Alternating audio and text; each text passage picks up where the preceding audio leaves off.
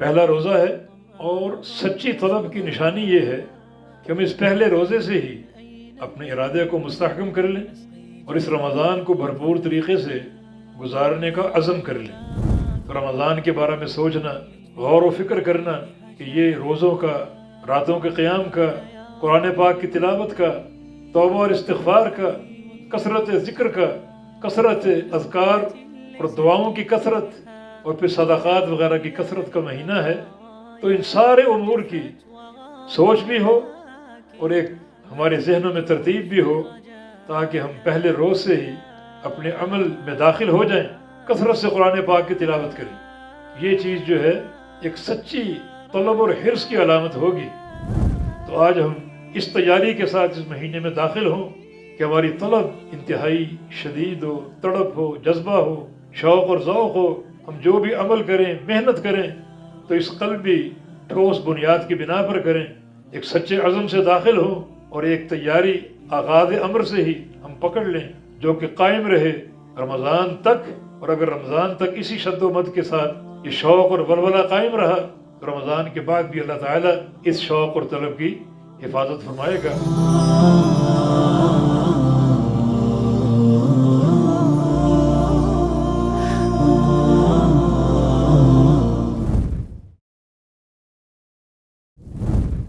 الحمد للہ رب العالمین،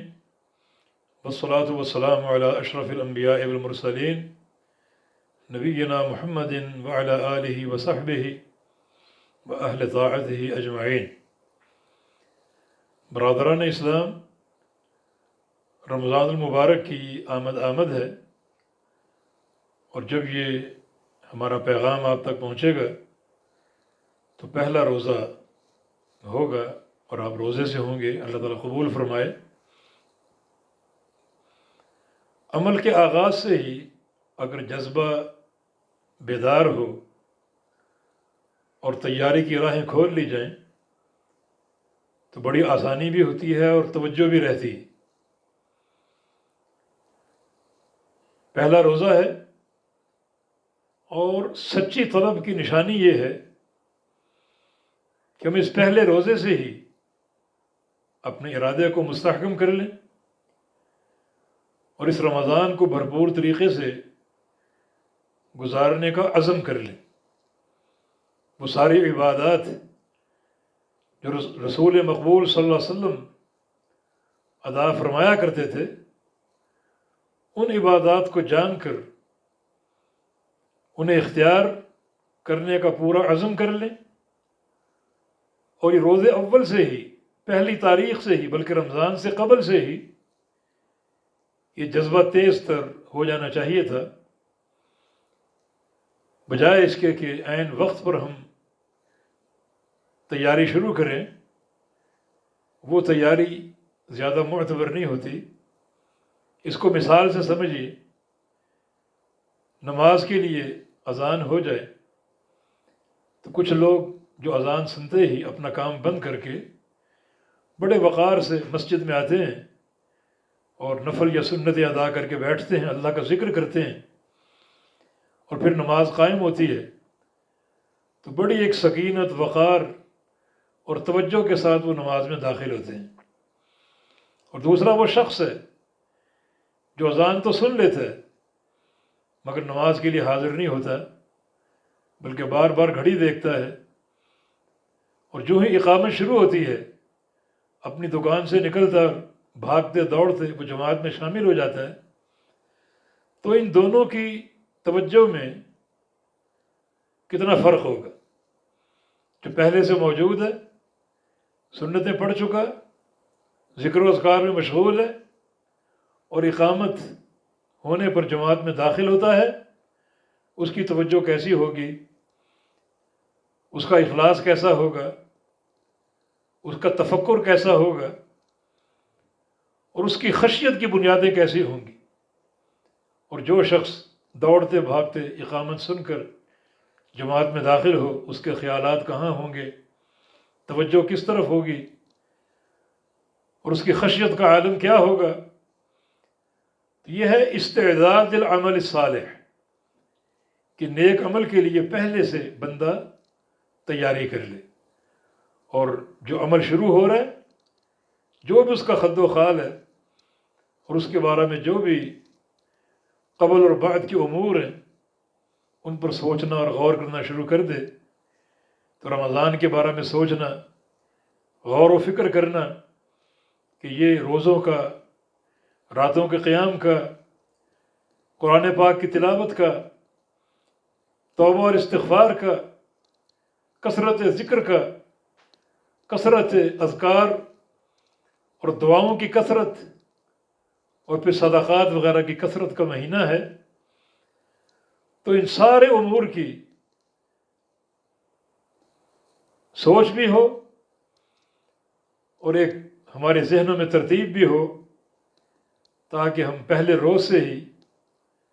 اپنے عمل میں داخل ہو جائیں، کثرت سے قرآن پاک کی تلاوت کریں۔ یہ چیز جو ہے ایک سچی طلب اور حرص کی علامت ہوگی، اور یہ حرص اور طلب دل کا فعل ہے، اور اللہ رب العزت بندوں کے اعمال کے ظاہر کو دیکھنے سے قبل بندوں کے دلوں کو دیکھتا ہے کہ دل میں اخلاص کیسا ہے، اور دل میں اس وقت شوق اور جستجو کا عالم کیا ہے، اور دل میں طلب کیسی ہے، تڑپ کیسی ہے۔ کچھ لوگ عمل کرتے ہیں مگر سوچ ان کی سرسری سی ہوتی ہے، اور کچھ لوگ عمل کرتے ہیں اور اس عمل کی حقیقت میں ڈوب جاتے ہیں، ان کی سچی طلب ہوتی ہے، اللہ تعالیٰ کی خشیت ہوتی ہے، اس کی رضا جوئی کی نیت ہوتی ہے، اور جس قدر یہ طلب سچی ہوگی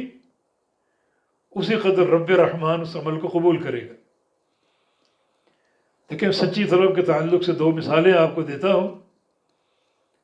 ایک مثال عکاشہ بن محصن الغفاری رضی اللہ عنہ کی، جب رسول اللہ صلی اللہ علیہ وسلم نے ان 70,000 افراد کا ذکر کیا جو بلا عذاب و حساب جنت میں داخل ہوں گے، جو ہی آپ خاموش ہوئے تو عکاشہ نے عرض کی، ادعو اللہ ان یجعلنی منہم، یا رسول اللہ صلی اللہ علیہ وسلم میرے لیے دعا کیجئے کہ اللہ مجھے بھی ان بندوں میں شامل فرما دے۔ فرمایا کہ انت منہم، تم انہی میں سے ہو، تم ان بندوں میں شامل ہو چکے۔ یہ بشارت آپ نے عکاشہ کو دے دی، اس کی خوش نصیبی۔ پھر ایک اور شخص اٹھا، اس نے بھی یہی مطالبہ کیا کہ میرے لیے بھی دعا کر دیجئے کہ اللہ تعالیٰ مجھے بھی ان بندوں میں شامل فرما لے۔ تو رسول اللہ صلی اللہ علیہ وسلم نے کیا فرمایا؟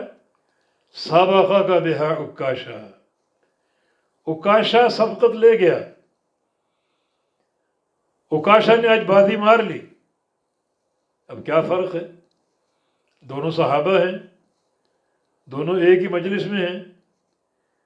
دونوں کی ایک جیسی آرزو ہے، مگر عکاشہ کی آرزو اللہ تعالیٰ نے قبول کر لی اور نبی کے ذریعے بشارت دے دی کہ تم ان میں شامل ہو، مگر اس دوسرے شخص کی جو خواہش تھی وہ آپ نے قبول نہیں کی، اللہ تعالیٰ نے قبول نہیں کی، اور فرمایا کہ عکاشہ سبقت لے گیا۔ جو علماء نے یہاں ایک فرق لکھا ہے وہ دل کی طلب اور قصد کا فرق ہے، کہ عکاشہ کا فوراً اٹھنا اور فوراً یہ تقاضا کرنا، مطالبہ کرنا کہ میرے لیے دعا کر دیں کہ اللہ مجھے ان میں شامل فرما لے، حالانکہ مجلس میں اور بھی صحابہ تھے، اور بھی لوگ موجود تھے، تو یہ اس بات کی دلیل ہے کہ اس وقت جنت کے حصول کی ایک تڑپ اور شوق اور طلب سب سے بڑھ کر عکاشہ کے دل میں تھی، تبھی ان کی بات قبول ہو گئی اور ان کو جنت کی بشارت مل گئی۔ تو اللہ رب العزت جو ایک زبان کا قول ہے یا بندے کے اعضاء کا عمل ہے، ان سب کو دیکھنے اور سننے سے قبل بندے کے دل کو، بندے کی نیت کو دیکھتا ہے کہ اس کے دل میں کیا طلب ہے، کیا تڑپ ہے، کیا اخلاص ہے، کیا جذبہ اور جستجو ہے۔ اور جس قدر یہ جستجو اور جذبہ اور طلب سچی ہوگی، زیادہ ہوگی، اسی قدر بندہ قابل قبول ہوگا، اللہ تعالیٰ کا قرب حاصل کرے گا، گناہوں کی بخشش پائے گا، اور اس کا جنت کا راستہ قریب سے قریب تر ہوتا جائے گا۔ اس کی دوسری مثال، ایک بار رسول اللہ صلی اللہ علیہ وسلم نے فرمایا تھا کہ سبق درہم علی مئۃ الف درہم، ایک درہم 1,00,000 درہم سے جیت گئے۔ صحابہ نے پوچھا کیا معاملہ ہے؟ تو رسول اللہ صلی اللہ علیہ وسلم نے ارشاد فرمایا کہ کل 2 بندوں نے صدقہ دیا تھا، ایک شخص نے 1 درہم دیا اور دوسرے نے 1,00,000 درہم دیا، اور اللہ رب العزت نے 1 درہم والے کو زیادہ اجر دیا اور 1,00,000 والے کو کم دیا۔ صحابہ حیران ہوئے کہ کہاں 1 درہم اور کہاں 1,00,000 درہم۔ نبی علیہ السلام سے عرض کیا کہ یا رسول اللہ صلی اللہ علیہ وسلم ایسا کیوں ہوا؟ تو رسول اللہ صلی اللہ علیہ وسلم نے ارشاد فرمایا جس نے 1 درہم دیا تھا اس کے پاس ٹوٹل 2 درہم تھے، تصدق بنصف مالہ، اس نے اپنا آدھا مال اللہ کو دے دیا، پرواہ نہ کی۔ اور جس نے 1,00,000 درہم دیا وہ بہت بڑا تاجر تھا، اس پر کروڑہا درہم تھے، تو اس نے اپنے مال کا ایک چھوٹا سا جز اللہ کی راہ میں خرچ کر دیا۔ تو اس کا معنی جس شخص نے 1 درہم دیا گو عمل باعتبار مقدار اس کا چھوٹا ہے، مگر اس تصدق بنصف مالہ ہی اس نے اپنا آدھا مال اللہ کو دے دیا۔ معنی اس کے دل میں جو اللہ تعالیٰ کی رحمت اور اجر اور جنت کے حصول کی جستجو زیادہ گہری تھی، زیادہ ٹھوس تھی اور زیادہ قوت کے ساتھ تھی، تبھی وہ زیادہ اجر کا مستحق بن گیا۔ تو یہ جو انسان ظاہری عمل کرتا ہے، اس عمل میں جو دل کا ایک شوق اور ذوق ہے، جستجو ہے، اور ایک طلب اور تڑپ اور جذبہ ہے، اسے بھی دیکھا جائے گا اور چیک کیا جائے گا، اور آپ کی نیکی کا وزن اس قلبی طلب کے ساتھ ہوگا۔ اگر طلب بہت زیادہ ہوگی تو اس نیکی کا وزن بڑھ جائے گا، جیسے 1 درہم کا وزن بڑھ گیا 1,00,000 درہم سے بھی، کہ اس بندے کی طلب زیادہ تھی،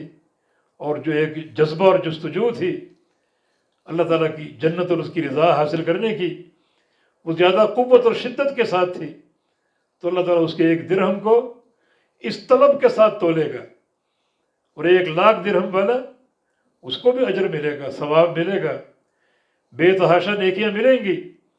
مگر وہ طلب اور وہ جذبہ جو 1 درہم والے کے پاس تھا وہ اس کے پاس نہیں تھا۔ تو آج ہم اس تیاری کے ساتھ اس مہینے میں داخل ہوں کہ ہماری طلب انتہائی شدید ہو، تڑپ ہو، جذبہ ہو، شوق اور ذوق ہو، ہم جو بھی عمل کریں، محنت کریں تو اس قلبی ٹھوس بنیاد کی بنا پر کریں، ایک سچے عزم سے داخل ہوں، اور ایک تیاری آغاز امر سے ہی ہم پکڑ لیں جو کہ قائم رہے رمضان تک۔ اور اگر رمضان تک اسی شد و مد کے ساتھ یہ شوق اور ولولہ قائم رہا تو رمضان کے بعد بھی اللہ تعالیٰ اس شوق اور طلب کی حفاظت فرمائے گا۔ والتوفیق بید اللہ تعالیٰ، وآخر دعوانا ان الحمد للہ رب العالمین۔